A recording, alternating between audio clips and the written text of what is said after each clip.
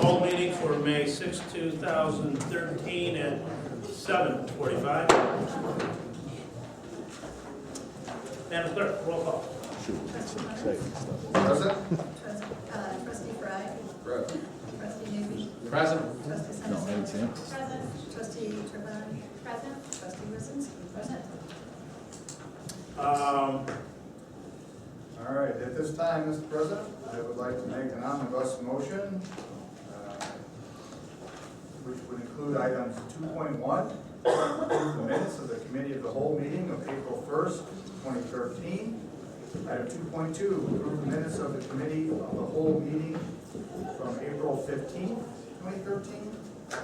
Item 2.3, approve the minutes of the Special Committee of the Whole meeting of April 11th, 2013. Item 2.4, approve the minutes of the Special Committee of the Whole meeting of April 18th, 2013. And item 2.5, approve the minutes of the Special Committee of the Whole meeting of April 25th, 2013. Second. Motion made by Trustee Clements, seconded by Trustee Kuzensky. Discussion? Yes, please. On the special committee of the whole meeting for April 11th, I have two small revisions. In the donations and contributions, second bullet point, Director Krupp suggested against asking them, since it is an RFP for landscape maintenance contract. Actually, Director Krupp suggested that he not be the contact to make with Acres, as there was an RFP pending. So the contact was made by someone else. It also says that Kip Evans was to supply the bulk of dirt and grass seed, and actually that should have read Acres would supply the dirt and grass seed. Those are the only two revisions on that particular one. And then on the meeting of April 18th, Special Committee of the Whole meeting, item 3, second bullet point. Again, it says that Director Krupp suggested against asking Acres. Again, he suggested he not be the contact for Acres. Again, it was done by someone else. Again, Kip Evans is not supplying the dirt and grass seed. Again, that's Acres. Second item, money donated. Citizens First was donating. Trustee Greg Clements donated. Not the previous campaign. That needs to be removed. And the total donation was actually $700, of which $691.25 was designated to be used for tree purchases. So the trees were donated through the donations we received. Does that make sense, Madam Clerk? Yes. Okay. Third item the third item is the donation. Fourth item, it's Kip Evans, not Chip Evans. And last year there were 169 trees, plants and bushes donated. Actually, it was over 280 pieces that were donated. And the last correction would be on the back side. The sponsor's sign will be put together. Trustee Wazinski to provide a laminator. She was just providing lamination, not the laminator. Not that that makes the biggest deal in the world, but to be correct. Where's that on there? I'm sorry. On the back, that she was providing a laminator. She was providing lamination. Towards the bottom, and it says the sponsor's sign. Okay? Thank you. Is there any discussion that's needed on these amendments? Is there a consensus that we can Yes. approve these? Approval of the changes, are they approved with the amended changes? Mr. Mayor, if there's no objection to the suggested amendment, then the board can do it by consensus. It sounds like there's no objection. No objection. No objection? So it will be amended now. Is there an objection by the move on to proceeding with the omnibus with these minutes as amended? 47. No objection. No objection. No objection. Thank you. Mr. Mayor. Thank you, sir. Call roll. Madam Clerk, call roll, please. Trustee Fry. Aye. Trustee Newby. Aye. Trustee Sensing.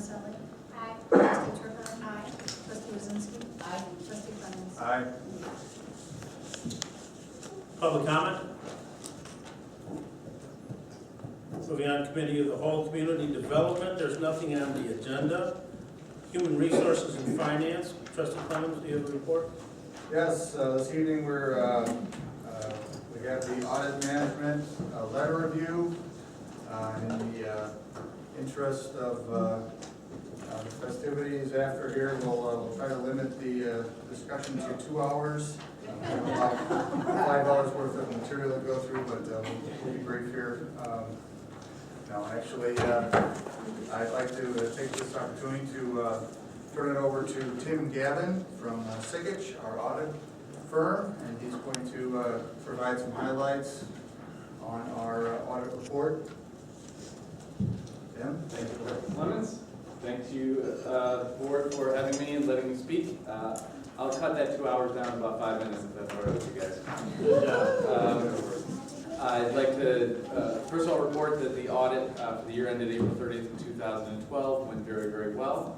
We had the full cooperation of Mr. Shields and his staff, so I'd like to thank them for all their efforts and preparation. And I'd like to briefly go through just a couple of highlights from the annual financial report. On page 1 is our independent auditor's report, basically the product of our work. The fourth paragraph down, last paragraph on the page, effectively states that we, in our opinion, the financial statements of the village present fairly in all material respects the respective financial position and the results of operations. It's what we call an unqualified opinion, which is the highest level of assurance we are able to provide. On a few pages after that, MD&A page 1, if you don't read anything else in the financial report, you'd be advised to read the management's discussion and analysis. It provides a great overview of the circumstances of the changes in the financial position in comparison to prior years. It was very well written by Mr. Shields. A couple of financial highlights on page 6. I'm sorry, page 8. Yes, regular page 8. This page shows the results of operations for the governmental funds of the village and shows a very healthy addition of about $1.1 million in total to the village governmental funds and about $766,000 to the village general fund. That's a very healthy position to be in. Another item I'd like to draw your attention to on page 43.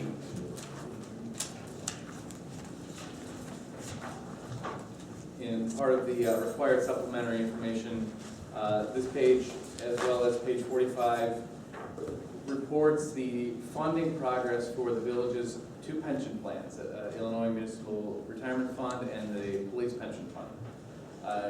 The results for the last actuarial evaluation show a funded ratio of about 69% for IMRF and about 57% for the Police Pension Fund. Both of those are actually very close to the benchmark figures, so I would consider healthy funding for your pensions. And finally, the separate document that you guys have been issued, the Auditor's Communication to the Village Board, which contains our required communications. It's the second document that's stapled together. Thanks, Steve. Contains our required communication, the management letter, as well as some additional information that we are providing. On pages 14 and 15, some additional benchmark data provided by our GSTAT toolkit. Allows you to compare a couple of key data points to comparable villages in Illinois. So those are some good information to peruse there. With that, I'd be happy to answer any questions you might have. I would like just to add that I'm sure everybody's pretty excited to read this audit report and available anytime after this meeting or before final approval or even after final approval or acceptance of this report. If you read it and if there's any questions, you know where to find it.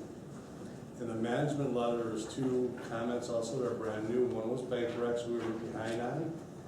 We were significantly behind on, that was a big concern of mine. We are now up to speed with those bank recs. We are actually almost done with the month of April. Last year, we were about 9 months behind, so we were clear with that.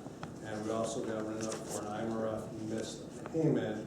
We established new procedures for that, and one of the reasons we missed that too was we were behind on bank recs. If we were current, we would have caught that pretty much right after it happened.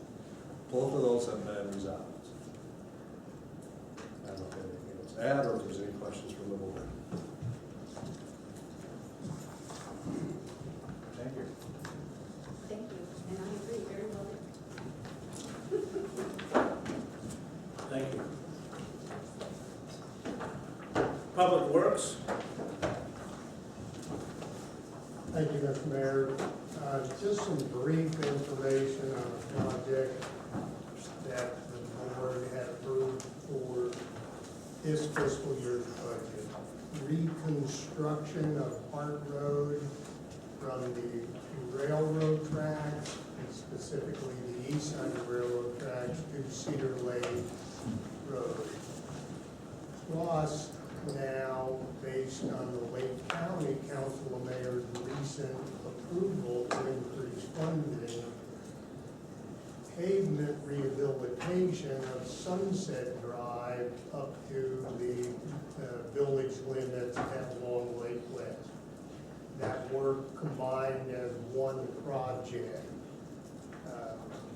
Major drainage improvements for Hart Road, going by, to include a connection to Cedar Valley Park Pond for future detention benefits, as well as new storm sewer going up Sunset Drive, serving both Hart Road and Sunset Drive.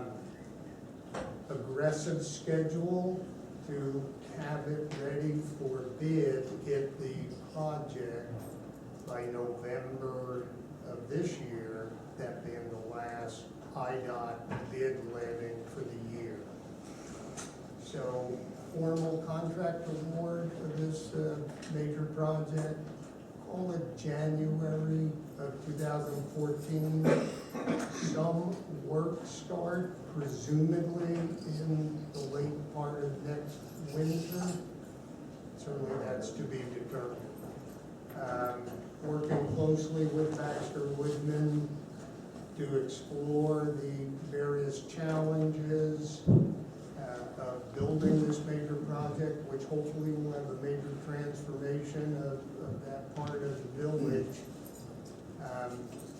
And some point soon, we will be wanting to have a discussion as part of the committee of the whole to make sure the board is fully aware, informed, and guide us as to interests and concerns. Outreach, then in the form of a public meeting, late June, July timeframe, to make the citizenry aware of the directly affected businesses. We will have some separate preliminary discussion with the school district, as their bus service certainly is going to be impacted during construction. And in and of itself, reconstruction of Hart Road will have some definite traffic flow impacts that we will obviously try to minimize. Similarly, Sunset Drive. Ideally, project of this magnitude can be done in about 12 months, but it's premature to say that till we really figure out proper phasing.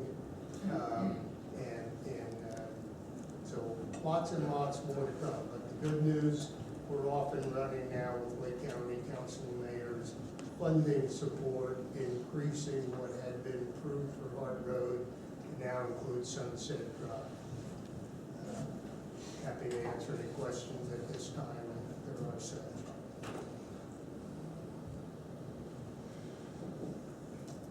any questions? Thank you, Ron. Thank you. There's nothing on the agenda for special events. I do have something, Mr. Mayor. The Memorial Day Parade is coming. We do need to get the application, parade application in. So we didn't find out who was actually, usually it's the Legion that does it, so we have to find out who's heading it, so we get our name in there. Actually, you get the application from, Everything's done. Done already? wow, Everything is ready. Okay, great. Thank you, Chief, for being on top of it. the magic wand. Also, got a price for banners for along the side of our floats. They're about $80 each, if nobody has any objections to one for each side. About $160. Unless anybody has some other ideas how to decorate the shirt. Agree with that. Consensus seems like fine. Mayor, that's something that would be done under the administrative purpose Yes. authority. It's not on the agenda, so you can approve the That's purchase correct. item. So Right. Correct. this is information only to us. Yes, yes. Yes, This will be brought forward to the next regular meeting. yes. Okay, this will be brought forward to the next regular meeting. Actually, no. No, the whole meeting is under $1,500. Okay. Yeah, that's all I have. Thank you, trustee Newby. Nothing on the agenda under the police. Any reports? Administration?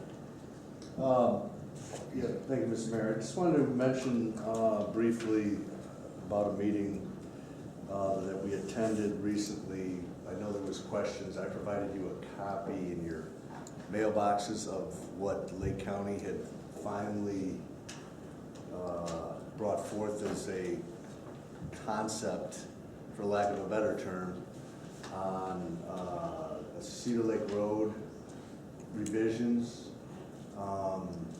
They brought forth, as I said, a concept to reroute Cedar Lake Road from immediately south of Village Hall to link up to the curve at Nippersink, in that location there. That's gonna take a lot of work. It's been something that's been ongoing for a long time. If you recall, we talked about they were doing a feasibility study and then took a look at what they would be doing conceptually for that. During that meeting, they also brought forward the Cedar Lake reconstruction plans, Cedar Lake Road reconstruction plans from 120 North, which are initially gonna consist of 3-lane widening, but they're looking at a bike path on at least one side, sidewalk. But ultimately with a ability to construct a 5-lane road if needed, to then intersect with what may, whatever's decided by you about what we're gonna do, what will be done, at least with the plans that the county presented. There's a significant amount of work that would need to be done with that, including planning and obviously your input on that. So future meetings will bring forward a plan for trying to fund some of that work or gauging our opportunity to go forward here with that project and partnering with Lake County or not, for that matter, whatever guidance is presented at that time. So just briefly an update on what happened there. So any questions? So, Can I comment one more thing? The Cedar Lake Road improvements from 120 to Nippersink for the 3-lane was projected at least sometime in 2015. So it's a few years out for any work on that stretch. So, and even longer, obviously, if anything were to happen through downtown. Simple question, you know how we have the triangle on Nippersink and Cedar? And we do have that one area that's caving in because of the buses coming around that corner. Is that going to be addressed by this? I mean, is that gonna shift? I mean, will that take care of it, or do we still need to address that corner? I think we'll need to address that corner ultimately in the near term. We did ask them to take a look at problem areas That being one of them, as well as east also, to see if we can get, because the county right of way actually exists all the way around that curve until you hit Cedar Lake Road, excuse me, right at the downtown front of the fire station. That's all county right of way. As you know, we've got drainage problems and road issues and that being one over in that area too, but that currently is our right of way. So we've asked them to look at some problems along there to see if we can get some work done. We'll probably have to do something in the interim. So Mark, what are our next steps on this?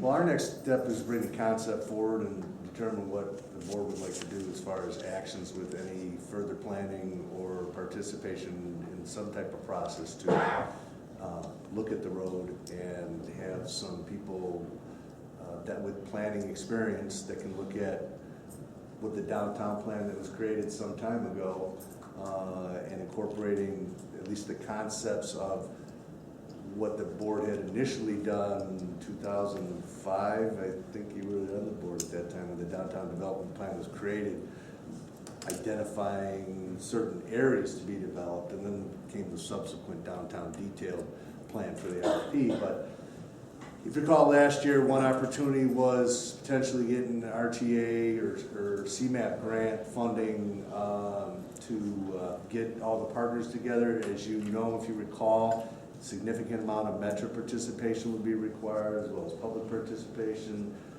county, and yourselves in that effort. So there's been another round of that funding offered out there. That may be an opportunity, a direction we might want to take to help assist, or at least fund, but assist and fund the cost of the planning for that project. So.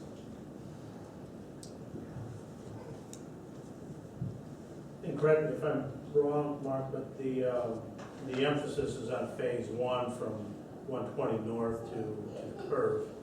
And they've come up with several drawings on not moving the center line, moving the center line. Everything seems to be moved a little west because there's the forest preserve property there. The bike path and all of those things would be on that side, but that's and that part is in two phases also, because further down the line, they want to make that into 5 lanes, correct? Yes, sir. Yeah, they were intending, it's a good point, in the discussion of the options, their preferred option is to not impact property owners on the east side and essentially not extend the right of way where it's necessary, where they need to procure right of way for the proposed 3 lane as well as the ultimate 5 lane entirely on the west side of the road and minimize any impacts to all the residents along the east side. But that being said, that does impact some residents at the curve at the triangle area on the west side of the road there. So there's a lot of work that needs to be done on their concepts in that regard. But their preferred option is not to leave the east side where it currently exists and build westerly.